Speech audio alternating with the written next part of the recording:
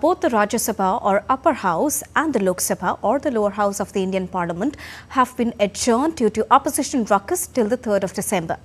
In the upper house, Chairman Jagdeep Dhankhar rejected 20 notices on various issues submitted under Rule number 267. Dhankhar, equating the repeated disruptions in the Parliament to Murphy's Law, urged the MPs to allow proceedings and not making it dysfunctional. Honorable members, you all are undoubtedly cognizant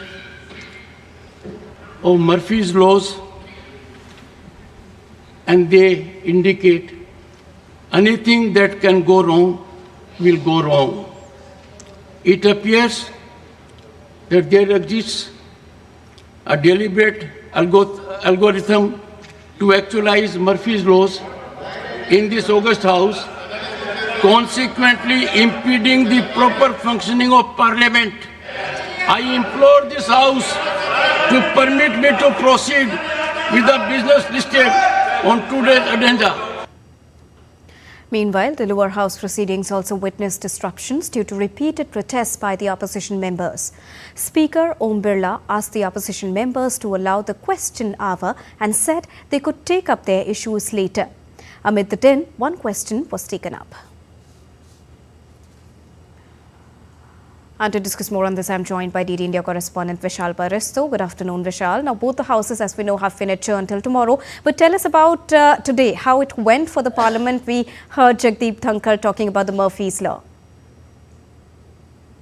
Well, a very good afternoon to you, Deepika. The day one of the second week looks like the repetition of the first week that was washed out. And in this week also, the opposition did not obey the instructions of the chair. They did not obey to the appeals of the chair in both the houses of the Parliament. And unfortunately, the first day of the second week was also washed out, and the houses, both the lower and upper house, have been adjourned till 11 a.m. tomorrow. And it is very unfortunate because Congress, while spearheading the attack, it was very surprising to see that their own MP had requested for a discussion on the floods because of the Fengal, and despite of his adjournment motion moved, his own party members did not relent and they continued causing disruptions, and that is why another day gone waste. And it is very, very unfortunate that despite appeals made by the chairs and also by the Prime Minister, the opposition is not relenting. Though they are a divided house, some of them, they want their voices to be heard, like the new entrants, like the MP from Azad Samaj Party. But mainly, it is the Congress Party which is here spearheading the disruption in both the houses of the Parliament. Also, Vishal, which are the major bills we are expecting, which are to be tabled this time at the winter session when the houses resume tomorrow? Deepika, there are 16 bills, and out of which only one could be introduced, which was today by the Shipping and Port Minister Sarbanan Sonowal, and it is aimed at reorganizing our shipping industry so that we have our own ships.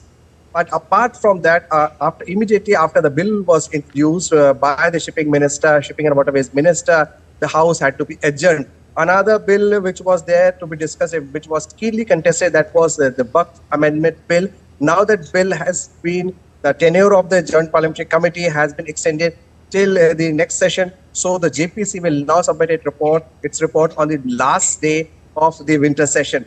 So far, no substantial business could be transacted because of the ruckus created by the opposition, mainly by the Congress Party in both the houses of the Parliament. All right. Thank you so much, Vishal, for joining us and bringing us the latest update on House proceedings so far.